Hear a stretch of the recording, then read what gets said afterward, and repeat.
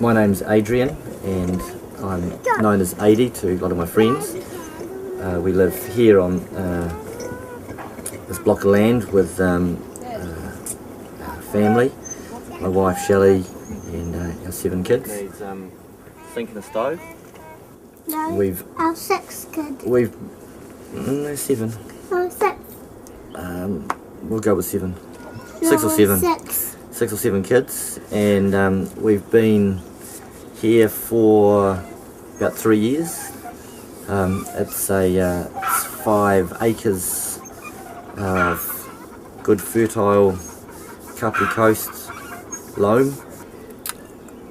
We're still real novices in growing, so we're really only a few seasons into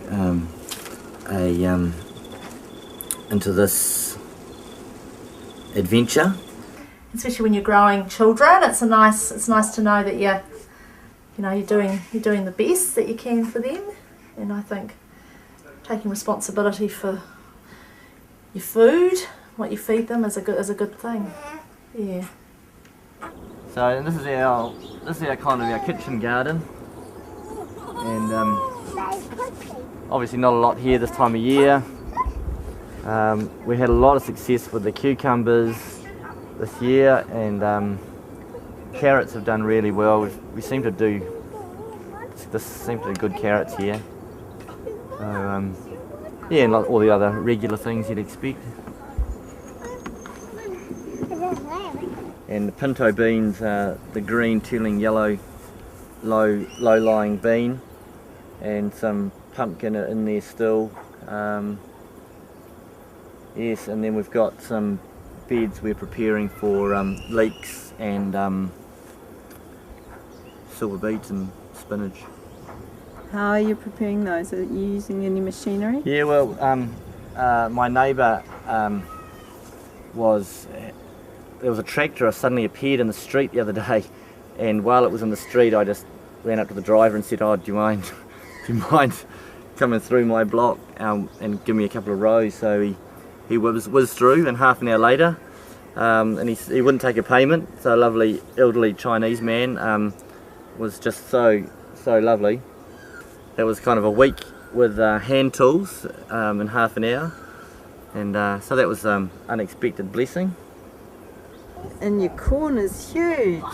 We've found a way of preserving sweet corn through blanching, where you boil and blanch them, and then boil them in the jars as well.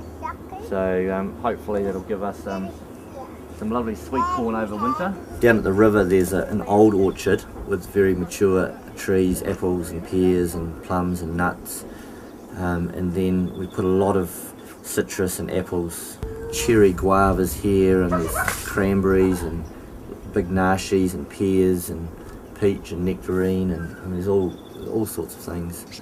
So this is your milking cow. Milking cow. Who milks her? Jack. Actually all the boys do. Finn, Shay, myself. It's normally me and one of the kids, but then if I need to be somewhere else, then the kids can do it themselves.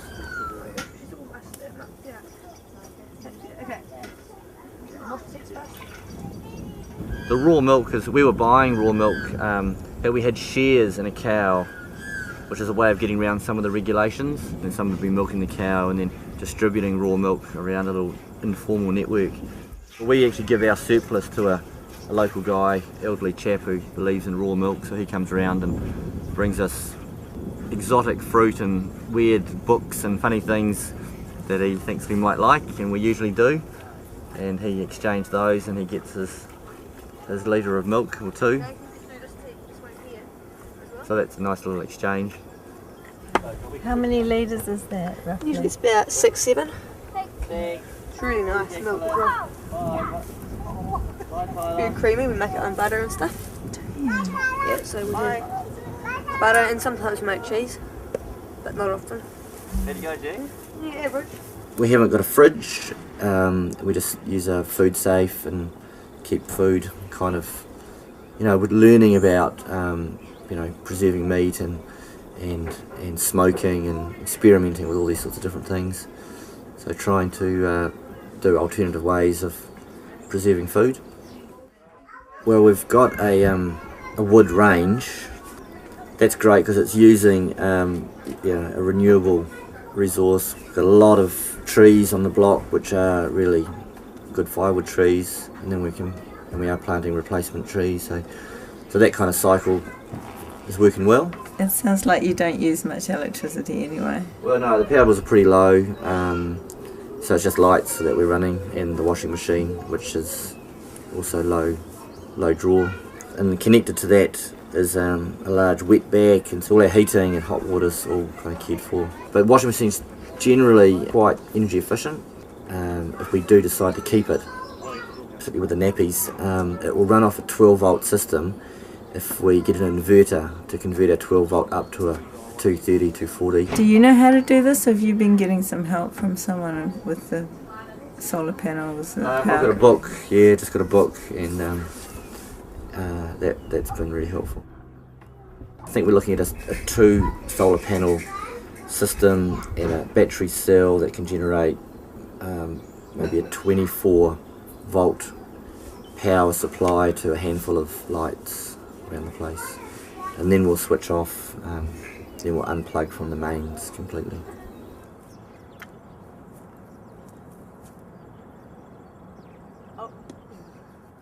Do you have television or DVDs? Or?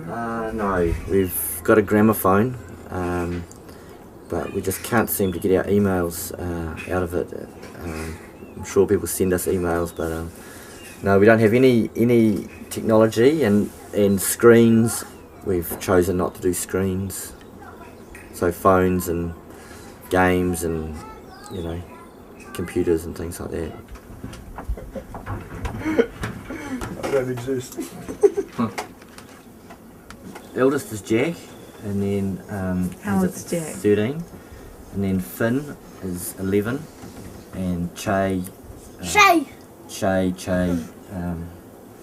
is 9, and then Mana here is, how old are you, Mana? 6, and Ari's 3. How old are you? Not 4. And Samuel's 2, and Davey is 0. He is 6 weeks. Our 4 school-aged kids have all been given a Ministry of Education exemption, and that means we've satisfied the ministry that we can provide at least as good an education at home as being offered at school. A walled-off curriculum is kind of a framework. We kind of draw on a whole lot of walled-off resources to supplement and to make that framework real. We start the day with prayers at about 7, and that involves a little liturgy. We've got a lovely, just different resources that we use, and we recite different prayers and pray for needs as we are aware of them, and read the lives of different activists and saints and prophets, and read the Gospels.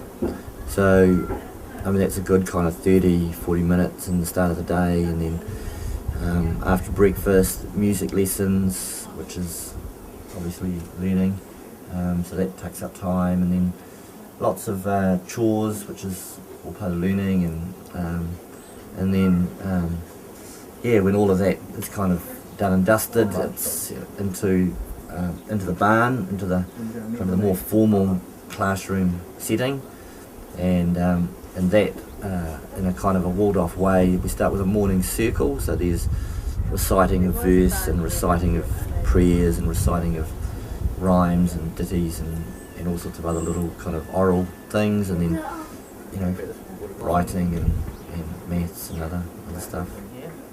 And then later in the day, there's all sorts of practical work around the farm, and it's what's schooling and what's just life. It's all kind of blurs together. We've still got a lot of trees around the property. In fact, for maths one day, the kids estimated we had 500,000. They actually got it right down to the exact number, estimated 565,213 pieces of firewood, calculating the height of all the trees and ringing them and getting, you know, 8 pieces out of a ring, and then the limbs and chopping them up, and so that was that was maths for a day. What did you do today, Jack? Well, we kind of Dad just gave us a just to talk about how they used to do these in the olden days, do their maths and stuff. Then we started just building these. What are they called there? Abacus? An abacus. Abacus, that's it. Abacus. So what's that? What column is that? That's the ones. The ones? Or it could be the hundreds. The So ones, ones. tens, hundreds, thousands, tens of thousands, hundreds. So if you lay it like that, it should work. You can go put them all up the top, slide them down. Okay, show me 4,261. What? You don't have that? 16. Yep. Yes, 61. Very good. One of my kids came the other day and said, Dad, I love my life. And I thought, well, that's quite a nice, you know, it's like I didn't solicit those comments, he just offered them freely, and I thought, well, we can't be doing a whole lot wrong if that's kind of his, you know, his own comments. Yeah, so that's nice.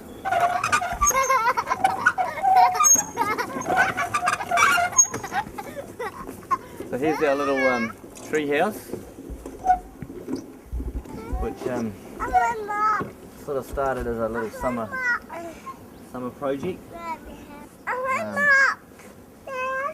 So I mean, this owes us a fraction over $300, and that was mainly for the tantalised poles and the bearer that was holding up the floor. Or basically the whole thing, you know, all the materials were given to us. The corrugated iron was only $3 a sheet. All the windows and doors were free. Yeah, quite cost effective. Each of the kids can point to all the bits they did and designing and planning and building.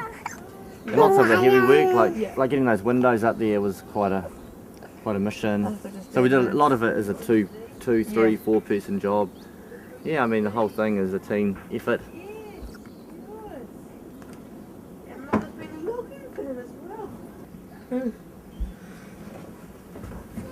So this, usually when we sleep in here, this bed here, if it's about 4, we have someone under the bed. And yeah, Shay usually goes right under the bed. And then we have mattresses laid on the floor everywhere. But it was pretty cramped when we had 8 people here. Yeah. We make coffee to drink up here.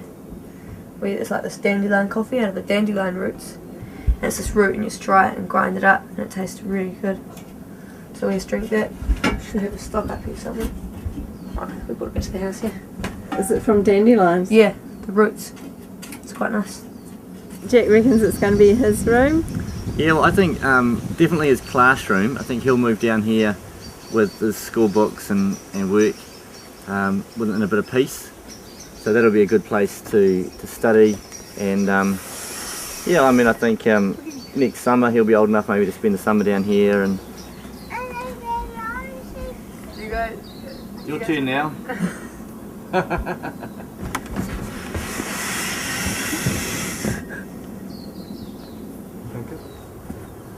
Can you? Go on. Jump your legs around. Go. Oh, she's got it. Hold tight. You're there. Yeah, go. Legs around. You done it. You done it. Well done. All by yourself. That was clever. 25. Woo.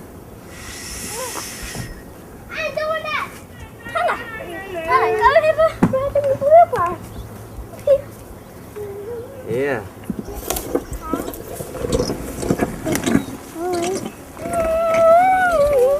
And here's a the little windmill I was telling you about.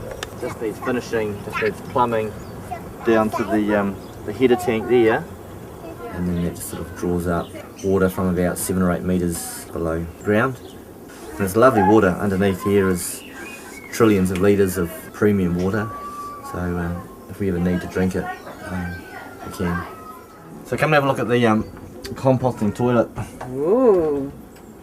I hear it's the best composting toilet in the Southern Hemisphere. Yeah, I've heard that too. I mean, we're waiting for the results of the formal judging, but I think it's certainly in the running. So I put on this little deck here using these lamp posts and some old Oregon planks, and down the end here I've put in 4 lamp posts. A lot of this is pallets, so just second-hand, well not second-hand, free pallets, bits of scrap, and this is some tantalised pine from something else, and so it's sort of bits and pieces. Basically it's a 2-chamber system where we'll fill up one half and then shut that off and let it break down, and then work on the other side, and then after about 6 months empty the first cubicle and put that on the garden, and let the other one rest, and then go back to the first one. And we've got a little guttering system where the number ones are kind of caught and funneled away and caught out the back into a big jar, and then we can get rid of those somewhere else. And separating the ones from the twos is the key. The worms don't like the wees, and makes it wet and cold and smelly. Yeah, we use phone books for toilet paper, and that's a great source of carbon and nice mix. And I've been making bokashi as a little way of stimulating the compost and activating those microorganisms. You're lucky to have all these shelter belts, eh? Yeah, well the pine takes away a lot of our light, takes away a lot of the moisture out of the ground, it puts pine needles everywhere. It doesn't provide a lot of shelter at all, because when wind comes through pine, it just funnels through the big gaps. You want something that's much more like a sieve, that's lower to the ground and that allows the wind to blow through it and filters it. I've just been building a new wood shed down here just next to where the cow is, so once the roof's on, that'll be where all that wood will go. And this will be a milking shed too. When it's winter and windy, there'll be a wall of wood on the western side, and Ruby can just kind of tuck herself in behind that wood and under the roof and be snug as a bug in a rug. And this is my pine conolator. Actually, I must mention this. This is a patented design. What you do is you put wet and green pine cones on the top, and then out the bottom, miraculously, using a system called gravity, the dry open pine cones roll out. So that was just a little something so needs kind of restocking. But that was full 5 months ago, and we just sort of worked our way down, and the idea is to keep it topping it up. But yeah, I think one of the ideas that was precious to us is the idea of freedom. So we the idea of kind of being no man's slave and no man's master is quite a central idea, where we don't want to be anyone's boss, and we don't want to have to run in answer to some other boss who's telling us what to do. So that sense of self-determination that we get to, if our table is laden with good food, it's because we've worked hard and grown it, and we get the pleasure of enjoying it, sharing it. So yeah, and just the freedom to enjoy our kids and enjoy the nature that is all around us. There it is, he's falling over. Oh yeah. Big aspect of the Catholic worker is the notion of personalism. Personalism is kind of the idea that each individual needs to take responsibility firstly for themselves. That it's not the job of the state or I don't know, the church or anybody else. Personalism requires us to stand on our own feet and to work honestly.